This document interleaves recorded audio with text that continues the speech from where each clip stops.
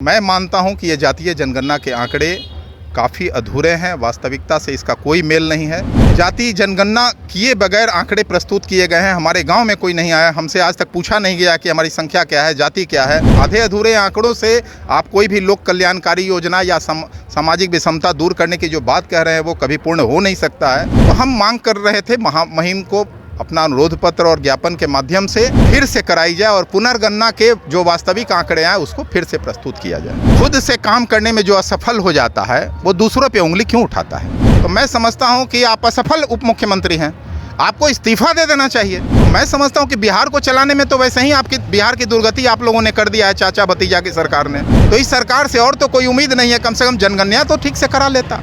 बिहार सरकार को यह गैर जिम्मेदाराना बयान देने से काम नहीं चलेगा। नमस्कार, मैं विकास सिंह और आप देख रहे हैं देशवा न्यूज़। देखिए, बिहार में जातीय गणना हुआ है काफ़ी समय हो गया, लेकिन आए दिन किसी न किसी पार्टी के द्वारा बिहार सरकार पर गंभीर आरोप लगाए गए कि ये जो गणना हुआ है ये तुष्टीकरण के लिए हुआ है और किसी एक जाति विशेष को फ़ायदा पहुंचाने के लिए बिहार में किया गया है। इस वक्त हमारे साथ लोक जनशक्ति पार्टी रामविलास के मुख्य प्रवक्ता राजेश भट्ट जी हैं। आज आपने राज्यपाल से मिले, क्या कुछ राज्यपाल से मिलकर बातचीत हुआ है? बिहार में जो जातीय जनगणना के आंकड़े प्रस्तुत किए गए थे, खासकर मैं भट्ट, ब्रह्मभट्ट और राजभट्ट जाति के लिए आज पंडित राजकुमार शुक्ल स्मृति संस्थान की ओर से एक प्रतिनिधि मंडल के साथ मिलने गया था, जिसको हम लोगों ने आज जो जातीय जनगणना के आंकड़े जो प्रस्तुत किए गए हैं, मैं मानता हूं कि ये जातीय जनगणना के आंकड़े काफ़ी अधूरे हैं। वास्तविकता से इसका कोई मेल नहीं है, वास्तविकता से परे है। तो हमारी जो जाति के लोग हैं जो बिहार में दूर दूर तक कोने कोने तक बसे हुए हैं, काफ़ी शिकायतें मिल रही थी जब से जाति जनगणना के आंकड़े प्रस्तुत किए गए हैं कि जाति जनगणना किए बगैर आंकड़े प्रस्तुत किए गए हैं। हमारे गांव में कोई नहीं आया, हमसे आज तक पूछा नहीं गया कि हमारी संख्या क्या है, जाति क्या है। और ये आंकड़े जो आ रहे हैं ये इससे स्पष्ट हो जाता है कि ये अधूरे आंकड़े हैं। आधे अधूरे आंकड़ों से आप कोई भी लोक कल्याणकारी योजना या सामाजिक विषमता दूर करने की जो बात कह रहे हैं वो कभी पूर्ण हो नहीं सकता है। इसलिए हम लोग अब राज्य सरकार किसी से को समय दे नहीं रही है, जातीय जनगणना पर वो कोई बात सुनना पसंद नहीं करती है।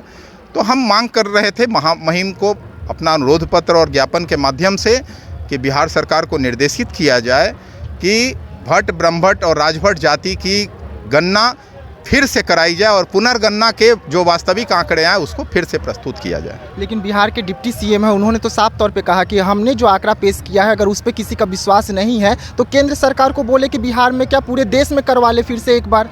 एक बात बताइए कि खुद से काम करने में जो असफल हो जाता है वो दूसरों पे उंगली क्यों उठाता है? अरे भाई, माननीय उप मुख्यमंत्री हैं आप बिहार के एक जिम्मेवार पद पर हैं और इस तरह से गैर जिम्मेदाराना अगर बयान देंगे तो मैं समझता हूं कि आप असफल उप मुख्यमंत्री हैं, आपको इस्तीफा दे देना चाहिए। अगर आप एक जातीय जनगणना कराने में क्षमतावान नहीं है, आप समर्थ नहीं हैं, तो मैं समझता हूं कि बिहार को चलाने में तो वैसे ही आपकी बिहार की दुर्गति आप लोगों ने कर दिया है, चाचा भतीजा की सरकार ने। आज आए दिन बिहार में हत्या, लूट, अपराध की घटनाएं तमाम बढ़ी हुई हैं। महिलाओं पे अत्याचार की बात कर लें, लूट की बात कर लें, अपराधियों का मनोबल का बात कर लें, आए दिन सरेआम जो है सड़कों पे हत्याएं हो रही हैं और सरकार मुख्य दर्शक बना हुआ है, प्रशासन चुप्पी साधे हुए है। तो इस सरकार से और तो कोई उम्मीद नहीं है, कम से कम जनगणना तो ठीक से करा लेता।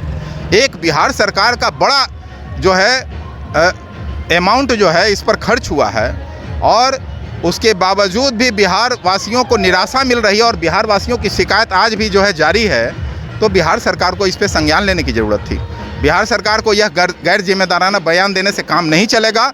अगर इस तरह का बयान देते हैं तो मैं मानता हूं कि इनको इस्तीफा देते हुए बिहार सरकार से बाहर हो जाना चाहिए। राज्यपाल से क्या कुछ आश्वासन मिला है सर? महामहिम जी ने आश्वस्त किया है कि मैं बिहार सरकार को इस बाबत पत्र लिखूंगा और निर्देश जारी करूंगा कि आप पुनर्गणना कराएं। जी हाँ, तो आप राजेश भट्ट जी को सुन रहे थे। इन्होंने साफ तौर पे कहा कि महामहिम से इन्होंने बात किया है, महामहिम ने इन्हें आश्वासन दिया है कि वो बिहार सरकार को पत्र लिखेंगे और फिर से एक बार बिहार में जो जातीय जनगणना हुई थी उसे करवाने की मांग कर रहे हैं। तो फिलहाल देशवा न्यूज़ में इतना ही। देश दुनिया की तमाम खबरों के लिए बने रहिएगा देशवा न्यूज़ में। तब तक के लिए मुझे दीजिएगा इजाज़त। धन्यवाद।